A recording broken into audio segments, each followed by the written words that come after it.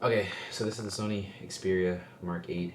I'm gonna give you guys my recommendation and review. I'm gonna tell you guys right now, don't buy this phone. I like Sony, but this phone here is just Sony tags and just Sony name with nothing that's actually living up to the price point at all. So for most flagships devices at this price point, what are you getting? You're getting a 4K screen. You're getting log video recording. Unfortunately, this does not deliver on that. You don't get 4K display, you get a 1080p. Not bad, and I understand, but why? It's $1,400. Why can't we have a 1080p? Why can't we have a 4K display? I'm not saying we need it. I'm just saying why can't we have it? you know. So that's the first thing. Well, let's talk about the software experience. There's nothing really here. This is just basically stock Android with a little bit of Sony's flavor, which is like a little sprinkle. That's kind of underwhelming. And normally you're kind of waiting to have like this like aha moment when you have this phone. You're kind of waiting for that, and it just never came. The phone looks good.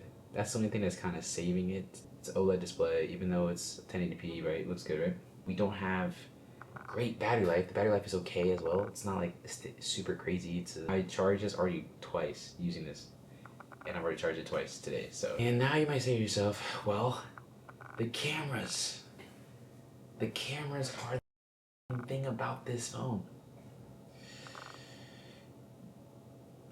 I know a lot of people get annoyed when they watch reviews of this camera compared to the iPhone and the Samsung, because a lot of people, when they compare these videos and photos, they always compare using the automatic modes instead of using it all manually, which I do understand your point. It's not necessarily what happens in the automatic mode. It's more so about what can the camera do. So what are you getting in the camera? What are you getting in the camera, man?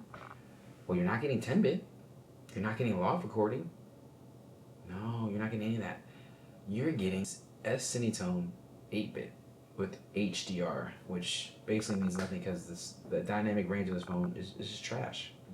It's not good. It's not. Versus Samsung and Apple, they do not manufacture any mirrorless cameras, but they offer you 4K 10-bit log recording. Okay? Mind you, not only that, you can get that at a much cheaper price point for Apple and Samsung, right? You can get an S24 Ultra and get log recording. You probably can get an iPhone 15 Pro Max and get log recording. So why is it that the Sony's flagship beast of a phone that is outpriced by all the other phones, in the market basically, does not offer you those things? There you go. Drop the ball.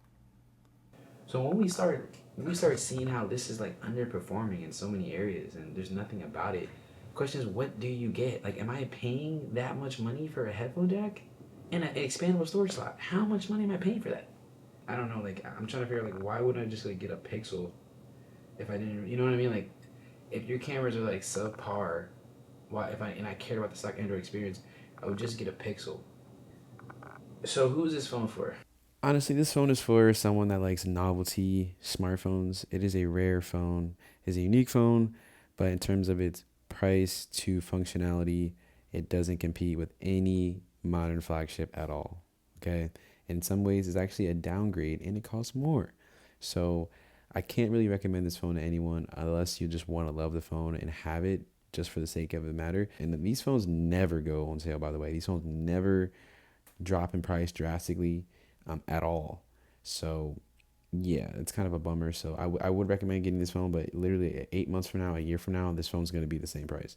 So I don't know. Anyways, Tech Gray, I'm out of here.